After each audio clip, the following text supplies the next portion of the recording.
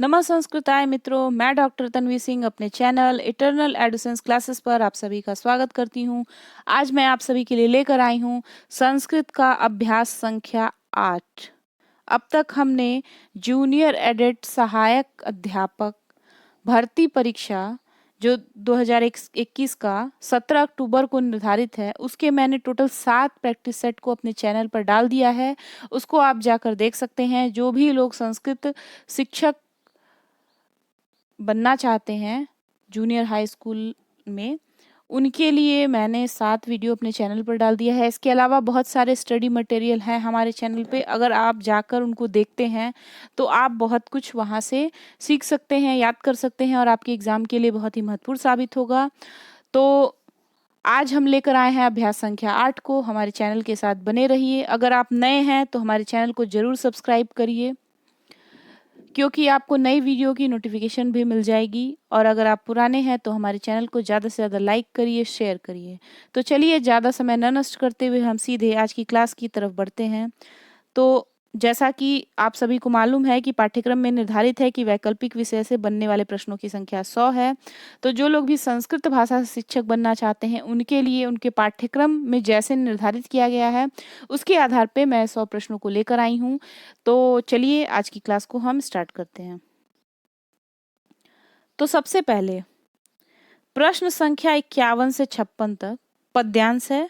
पद्यांश में से प्रश्न बनने हैं। जैसा कि मैंने आप लोगों को बताया है कि आप पद्यांशों या गद्यांशों को 3-4 बार पढ़िएगा, फिर आपको आराम से आंसर मिल जाएंगे। तो हम पहले पद्यांश को पढ़ेंगे, फिर प्रश्नों को पढ़ेंगे, उसके बाद उनके अर्थ को निकालेंगे, क्योंकि यहाँ पर अगर हम अर्थ पढ़ने बैठेंगे तो बहुत समय लग जाएगा।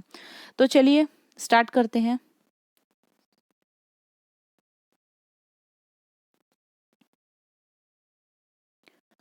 गुड़ा गुड़गेषु गुड़ा गुड़गेषु गुड़ा भवन्ति ते निर्गुणं प्राप्य भवन्ति दोषा सुस्वादुतोयाः प्रभवन्ति नद्यः समुद्रमासाद्य भवन्त्यपेयाः पृथिव्या त्रीणि रत्नानि जलमन्नं सुभाषितं मूढ़ैः पाषाणखण्डेषु रत्नसंज्ञा विधीयते सर्वदा व्यवहारे स्यात् औदार्यं सत्यता तथा। तो सत्यता तथा अगली लाइन है ऋजुता मृदुत चापि कौटिल्यम न कदाचन। ये रहा आपका पद्यांश। अब इनसे बनने वाले प्रश्नों को हम देखते हैं। पहला प्रश्न है दोषाः भवन्ति के। तो इसका आंसर क्या होगा? यहाँ पे ते निर्गुणम प्राप्य भवन्ति दोषा, ये वाली जो लाइन है, अब यहीं से आपको आंसर को निकालना है।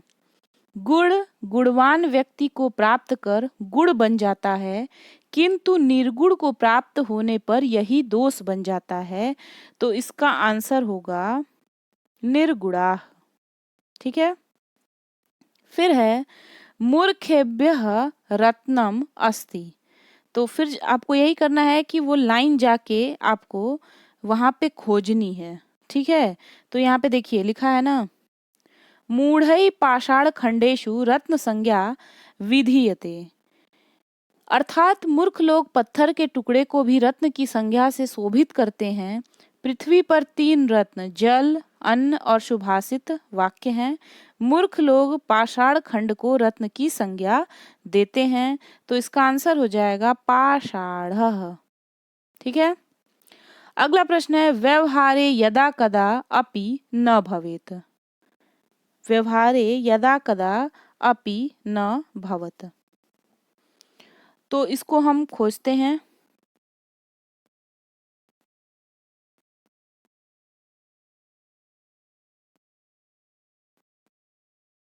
देखिए सर्वदा व्यवहारे स्यात् औदार्यम सत्यता तथा ऋजुता मृदु चापी कौटिल्यम न कदाचन।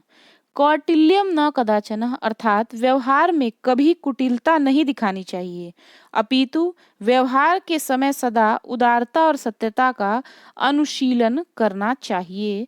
तो इसका आंसर क्या होगा? कौटिल्यम। फिर है मधुरम जलम अपि अपेयम भवति यदा। तो इसका आंसर क्या होगा? इसका आंसर होगा समुद्रम। ये लाइन चलिए हम ढूंढ लेते हैं कहाँ पे है।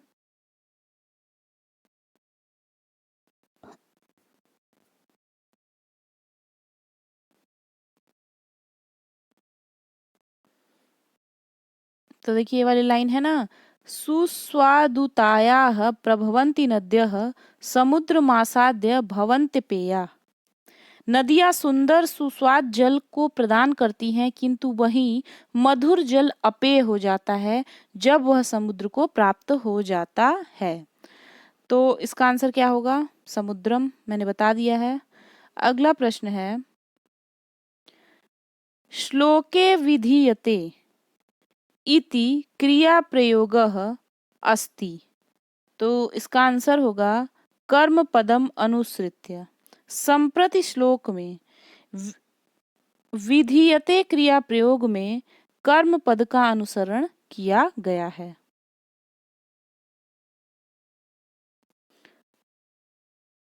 अगला प्रश्न है,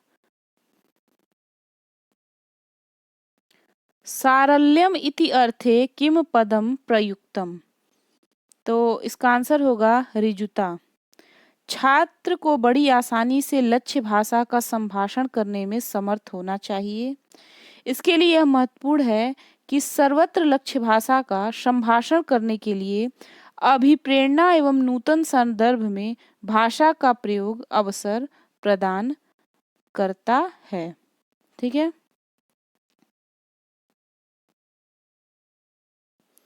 अब हम बढ़ते हैं गद्यांश की तरफ। तो गद्यांशों की प्रश्नों की संख्या है 57 से लेकर 61 तक। अब गद्यांश को हम पढ़ते हैं।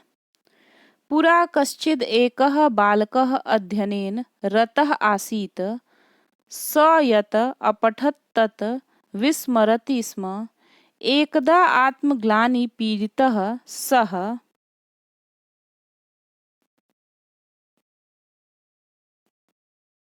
विद्यालयात् निर्गच्छत् मार्गे च अचिन्तयत् नूनम् अहं मूर्खम् अस्मि, अतएव सर्वे माम् उपहसन्ति, मम भाग्ये विद्या नास्ति।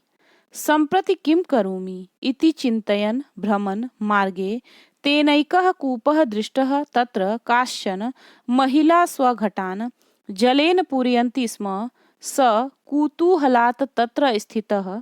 अत्रान्तरे सः अपश्यत् यत् यस्मिन् शिलाखण्डे घटः निहितः आसीत् तत्रैक गर्तः वर्तते। सः वनिता पृच्छन्ति अम्ब, इमे सुन्दरं गर्त कः निर्मितवान् इति। सा विहस्य अवदत्, गर्तः एषः तु प्रतिदिनं घटस्थापनेन निर्मितः, न कोऽपि यस्य निर्माता।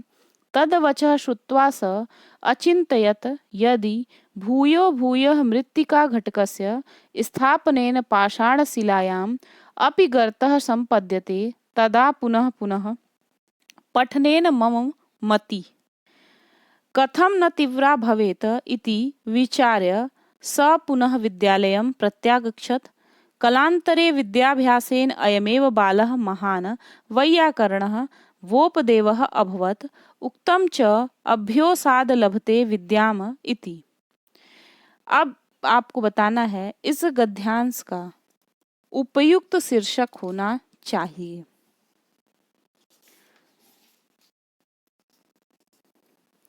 तो देखिए ये जो है, अगर आप इसको ठीक से पढ़ेंगे तो ये जो है अभ्यास पे ही ये निर्धारित है। ठीक है। तो इसका शीर्षक होना चाहिए करत करत अभ्यास के जड़मति होत सुजान। ठीक है। अगला प्रश्न है, बालक वोपदेव उपहास का पात्र क्यों था? तो यहाँ पे था ना,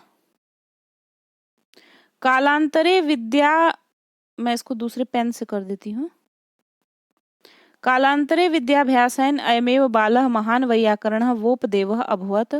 उक्त च अभ्योसाद् लभते विद्याम्।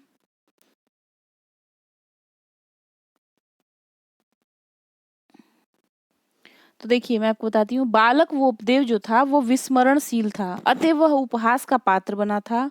वह जो भी अध्ययन करता था वह भूल जाता था। उसने यह विचार व्यक्त किया कि संभवतः मेरे भाग्य में विद्या ही नहीं है। तो इसका आंसर होगा बी, वह जो था वो विस्मरणशील था।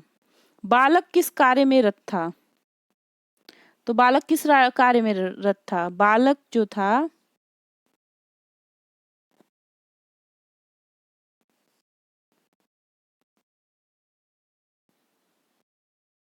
तो इस आप गद्यांश को पढ़ेंगे तो उसमें यही लिखा है कि बालक जो था वो अध्ययनरत था, किंतु उसे याद नहीं हो पाता था, अतः वह बहुत दुखी था। तो बालक किस कार्य में रत था? अध्ययन में। फिर है, विद्या से बाहर जाता हुआ बालक रास्ते में क्या सोच रहा था?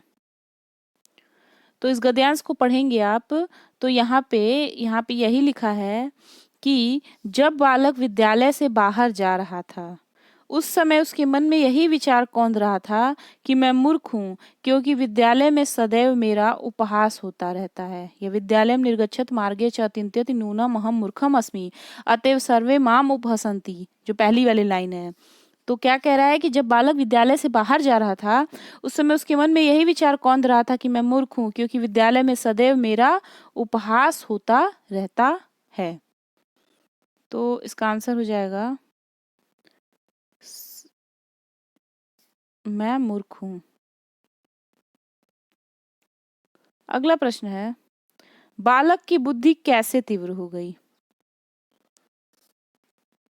अध्ययन से। उस गद्यांश को पढ़ेंगे जब आप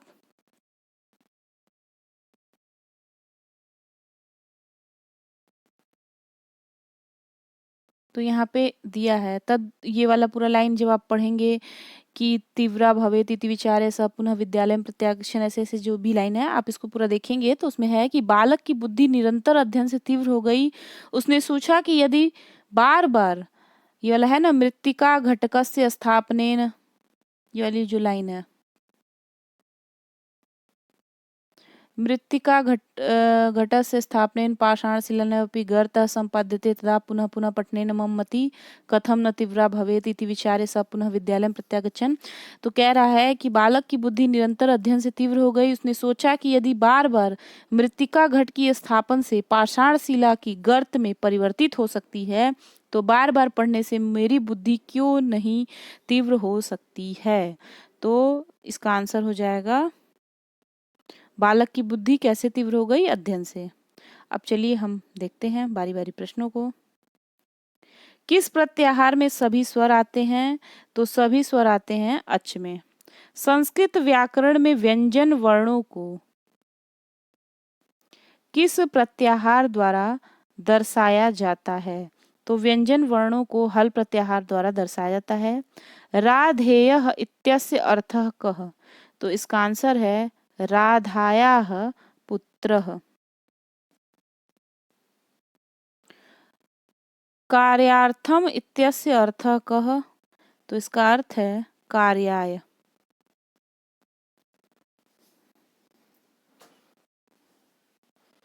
फिर है, अधोदत्तेषु विकल्पेषु विकल्पः अशुद्धः।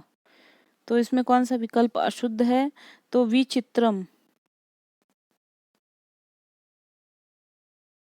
दिए गए विकल्पों में से अशुद्ध विकल्प विचित्रम है, शेष तीनों विकल्प शुद्ध हैं।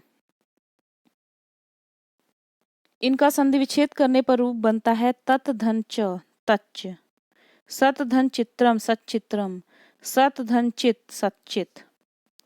अगला है, मया आदित्यः दृश्यते इत्यस्य वाक्यः प्रयोगः कः?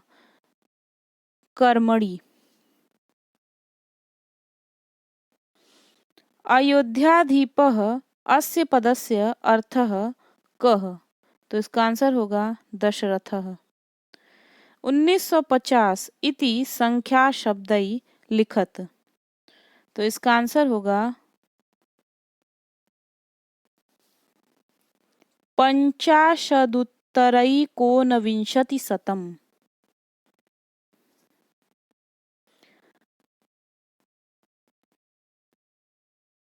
750 घंटा अक्षरै लिखत।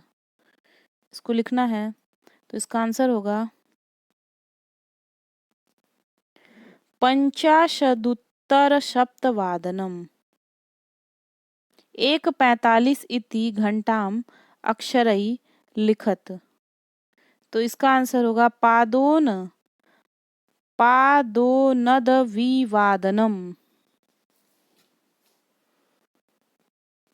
अर्थात 1:45 को संस्कृत भाषा में पादोन द्विवादनम लिखते हैं। आसिह इति अकस्मिन् पुरुषे अस्ति। तो इसका आंसर होगा मध्य में। भू धातो लोट लकार प्रथम पुरुष बहुवचन रूपम किम भवन्तु। प्रसीदति इत्यत्र लकारः अस्ति। तो इसका आंसर होगा लट लकार। अस्मि इत्यस्य बहुवचनम किम स्मः।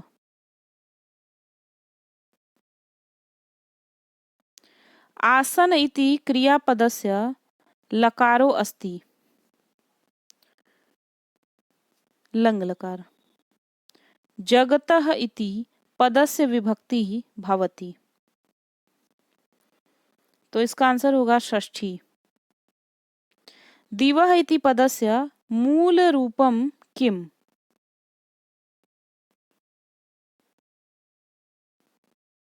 दयुः। दिवः इति पदस्य मूल रूपम दयु, अर्थात दिवः पद का मूल रूप दयु है। इस पद का शाब्दिक अर्थ है आकाश या स्वर्ग। यह स्त्रीलिंग का शब्द है।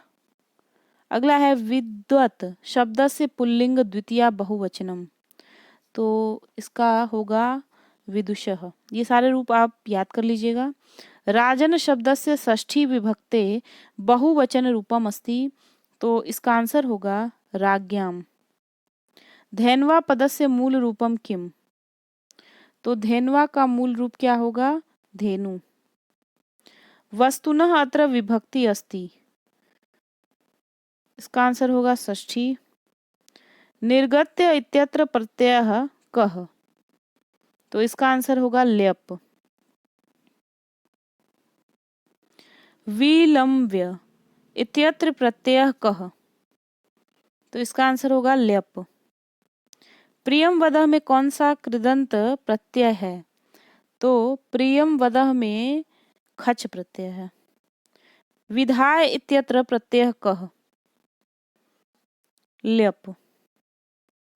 गुरुता महता लघुता इत्यादि शब्द किस मूल प्रत्यय से निष्पन्न हैं।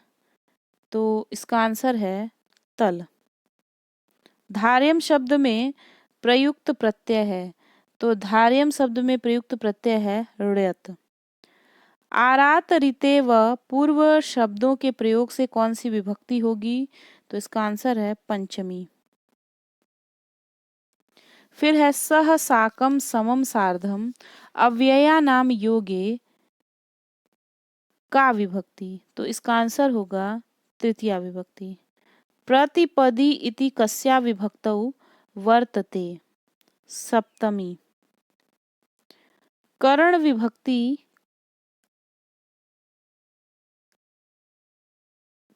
करण विभक्ति का। तो इसका आंसर होगा तृतीया। कर्तुरीप्सितम। इसका आंसर होगा कर्म। भ्रमणार्थम इत्यस्य अयम अर्थः। तो इसका आंसर होगा भ्रमणाय। फिर है कटे आस्ते अत्र कारकम। कटे आस्ते अत्र कारकम अधिकरणम। कुंभ करोतीति विग्रह समस्त। कुंभ करोतीति विग्रह का समस्त पद क्या है। तो इसका आंसर होगा कुंभकारः। फिर है देव पुरुषः में कौन सा समास है। तो देव पुरुषः में तत्पुरुष समास है।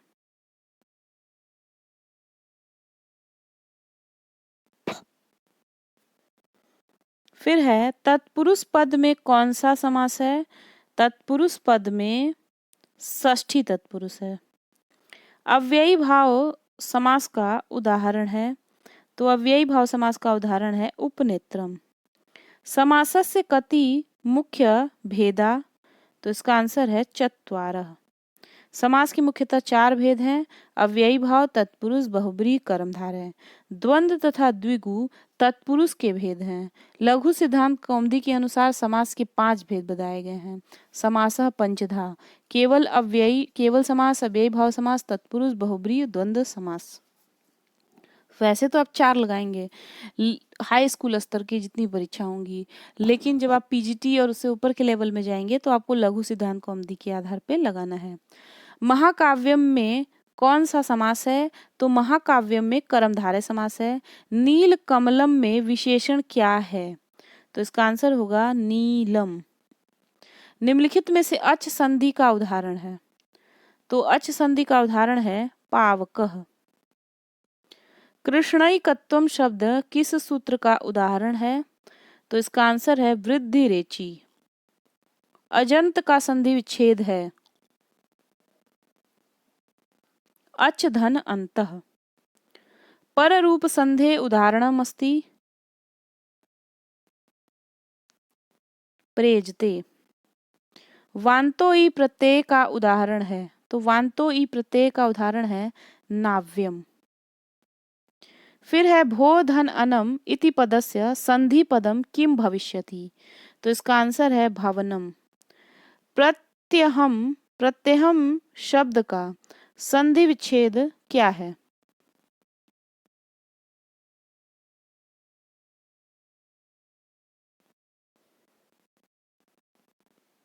प्रतिधन अहम। निम्नलिखित में से कौन सा युग्म क्रमशः ह्रस्व और दीर्घ का प्रतिनिधित्व नहीं करता है? ली ली। च वर्ण का उच्चारण स्थान है इचु यशानाम तालु। एक मिनट, च वर्ण ली, हाँ, च वर्ण का उच्चारण स्थान तालु है, इचु यशानाम तालु। फिर है अंतःस्थ वर्णों की कुल संख्या कितनी है? 4। फिर है म कौन सा वर्ण है? तो म जो है वो स्पर्श वर्ण है। किस वर्ण का उच्चारण स्थान दंतोष्ठ है? व का, वकारस्य दंतोष्ठौ। फिर है किम कवेस्तेन काव्येन किम कांडेन धनुष्मतः परस्य हृदये लग्नम न घूर्णयति यदीक्षरः पद वाक्य उद्गृत है नल चंपू से। करोति कस्य, करोति कस्य नाहलादम कथा कांतेव भारती सूक्ति किस ग्रंथ से उद्गृत है? तो इसका आंसर है नल चंपू। नल चंपू कितने उच्छ्वासों में वर्णित है? तो नल चंपू 7 उच्छ्वासों में है। अब आपको सूची 1 से सूची 2 को मिलाना है, मैं यहीं पे मिला देती हूँ। किरातार्जुनियम का नायक है अर्जुन। शिशुपाल वधम का नायक है श्री कृष्ण। वेड़ी संहारम के नायक हैं भीम और अभिज्ञान शाकुंतलम के नायक हैं दुष्यंत। तो इस प्रकार आपका आंसर हो जाएगा सी वाला। अगला है आचार्य दंडी की कृति है। तो आचार्य दंडी की कृति जो है काव्यादर्श भी है, 10 कुमार चरितम भी है, अवंती सुंदरी कथा भी है। तो आपका आंसर हो जाएगा इनमें से सभी। पद लालित्य के लिए प्रसिद्ध हैं। तो पद लालित्य के लिए दंडी प्रसिद्ध हैं। इसके लिए एक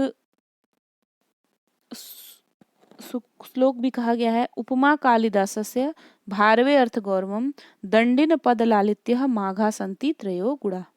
सूत्रधार होता है। सूत्रधार क्या होता है? तो सूत्रधार जो है वो अभिनय का निर्देशन एवं नियंत्रण करने के लिए होता है। नाट्यशास्त्र में नांदी से अभिप्रेत है। तो नाट्यशास्त्र में नांदी से मंगलाचरण अभिप्रेत है। नाटक में कौन सा रस सर्वमान्य नहीं है? तो शांत रस। नाटक में प्रवेशक का प्रयोग होता है। तो नाटक में जो प्रवेशक होता है उसका प्रयोग होता है 2 अंकों के मध्य में। तो इसका आंसर हो जाएगा 2 अंकों के मध्य में। निम्नलिखित में से कौन कांचुकी की विशेषता नहीं है? तो कांचुकी की विशेषता पहले देख लेते हैं कौन कौन सी है। अंतःपुर में जाने वाला वृद्ध होता है, गुणवान ब्राह्मण होता है, राजा का विश्वास मित्र होता है, लेकिन सभी कार्यों को करने में कुशल नहीं होता है। तो इसका आंसर होगा सी वाला। एक मिनट, ये थोड़ा गलत हो गया है। इसका आंसर होगा डी वाला। अंतःपुर में जाने वाला वृद्ध भी होता है, गुणवान ब्राह्मण भी होता है, सब कार्यों को करने में कुशल भी होता है, लेकिन राजा का विश्वास मित्र नहीं होता है। और यहाँ पे प्रवेशक के बारे में दिया था, तो मैं दोनों के बारे में बता देती हूँ कि नाटक में प्रवेशक का प्रयोग दो अंकों के मध्य में होता है, और प्रवेशक के लिए कहा गया है प्रवेशको अनुदात्तोकत्या नीच पात्र प्रयोजितः अंक द्वयांत विज्ञेयः शेष विषकंभ के यथा। प्रवेशक की भाषा प्राकृत होती है, इसमें नीच पात्र होते हैं, यह दो अंकों के बीच में आता है, इसकी अन्य विशेषताएं विस्कंभक के तुल्य होती हैं। और यहीं पे जब कांचुकी की बात कर रहे हैं तो कांचुकी के लिए कहा गया है अंतः पुरश्चरो वृद्धो विप्रो गुणगणान्वितः सर्व कार्यार्थ कुशलः कांचुकित्यभिधीयते। अंतःपुर में जाने वाले गुण समूहों से विभूषित तथा समस्त दायित्वों के निर्वाह में निपुण या कुशल बूढ़े ब्राह्मण को कांचुकी कहते हैं। अतः राजा का विश्वासमित्र कांचुकी की विशेषता नहीं है। तो अब अगला है यवनिका शब्द का अर्थ है। यवनिका शब्द का अर्थ क्या होगा? पर्दा। ठीक है, इनमें से कौन रूपक नहीं है? अब आपको बताना है कि ये जो चारों दिए हुए हैं इसमें कौन सा रूपक नहीं है। तो 10 कुमार चरितम जो है वो रूपक नहीं है। बाकी मृच्छकटिकम, विक्रमोर्वशीयम, महावीर चरितम ये सब रूपक नामक नाटक के अंतर्गत आते हैं। ठीक है, योग सूत्र पर भाष्य लिखा है। योग सूत्र पर किसने भाष्य लिखा है? व्यास ने। योग सूत्र पर व्यास ने एक भाष्य लिखा है जिसे योग भाष्य कहा जाता है। योग सूत्र के रचयिता पतंजलि है। पतंजलि को योग का प्रणेता माना जाता है। अगला प्रश्न है व्यक्ति विवेक के रचनाकार हैं। तो व्यक्ति विवेक के रचनाकार हैं महिम भट्ट। कैशिकी वृत्ति किस रस में होती है? तो जो कैशिकी वृत्ति होती है वो श्रृंगार रस में होती है। नल चंपू के मंगलाचरण में किस देवता की स्तुति की गई है? शिव पार्वती की। विषम बाण लीला किसकी रचना है? ये जितनी रचनाएं बताती जा रही हूँ ये बहुत इंपॉर्टेंट है, इसको आप जरूर देखिएगा। आनंदवर्धन की ये रचना है। अवंती सुंदरी के लेखक हैं। अवंती सुंदरी के लेखक हैं दंडी। इसके अतिरिक्त दंडी ने दुष्कुमार चरितम, काव्यादर्श, छांदो विचित, कला परिच्छेद इत्यादि ग्रंथों की भी रचना की है। मृच्छकटिकम किस कोटि का रूपक है? ये प्रकरण है। फिर है सौवर्णी किसकी बहन थी? ये शिवराज विजयम का प्रश्न है। सौवर्णी, सौवर्णी गौर सिंह और श्याम सिंह की छोटी बहन थी। इनके पिता का नाम पुरोहित देव शर्मा था। तो ए और बी दोनों होगा। नैषधीय चरितस्य कर्ता कह।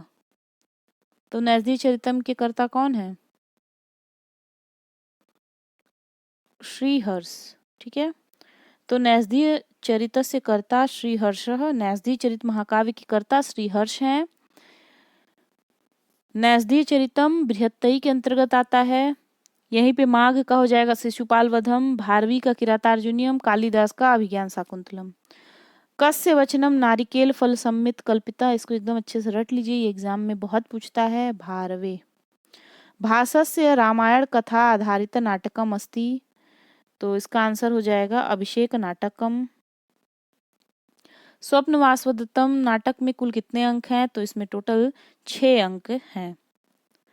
फिर है संचारिणी दीपशिखेव रात्रौ इयमुक्ति रघुवंश से अधोलिखिते कथा प्रसंगे वर्णिता अस्ति।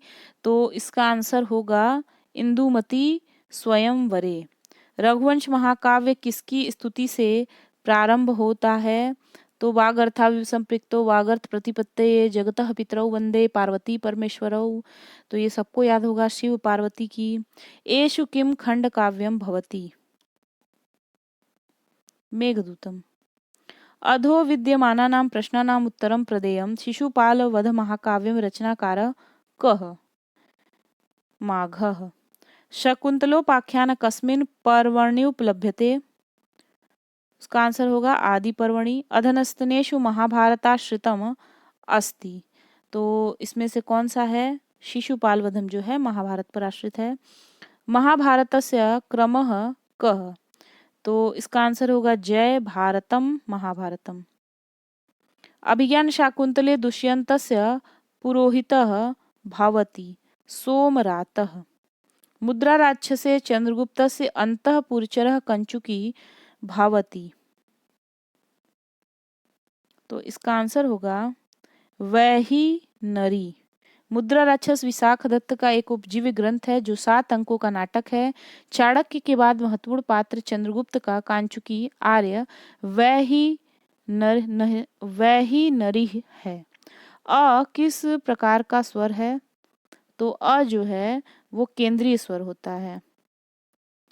अग्र स्वर के अंतर्गत ई ए ऐ आते हैं। मध्य स्वर में अ आ तथा पश्च स्वर में उ ओ औ आ आता है। अगला और आखिरी प्रश्न है दंत्य वर्णा के। तो इसका आंसर होगा ऋतु लशानाम दंता। ली तवर्ग ल स दंत्य वर्ण है अर्थात इनका उच्चारण स्थान दंत है। तो इस प्रकार हमने टोटल 100 प्रश्नों को सॉल्व कर लिया। आप इस वीडियो को बहुत ध्यान से शुरू से अंत तक और बार बार देखिए। अब तक आज को लेकर हमने 8 वीडियो प्रैक्टिस सेट पे बना लिए। आपका एक कॉन्सेप्ट तो बन ही गया होगा कि कैसे प्रश्न आएंगे और हो सकता है आपको इन्हीं में से प्रश्न भी मिल जाएं। तो इस वीडियो को जरूर देखिए, इसको याद करने का पूरा प्रयास करिएगा। लेकिन मैं अभी भी कहूँगी कि जैसा पाठ्यक्रम निर्धारित है, पाठ्यक्रम बहुत छोटा है, तो अभी भी अगर आप 10 दिन एकदम जूझ कर लग जाएंगे तो आप को जरूर सफलता मिलेगी। तो हमारे चैनल के साथ बने रहिए। वीडियो कैसा लगा कमेंट बॉक्स में ज़रूर बताइए। अगर आपको कोई समस्या है तो उसको भी कमेंट बॉक्स में लिखिए। अगर आपका कोई सुझाव है तो उसे भी कमेंट बॉक्स में लिखिए। तो मिलते हैं अगली वीडियो में अगले टॉपिक के साथ। तब तक के लिए नमः संस्कृताय। धन्यवाद।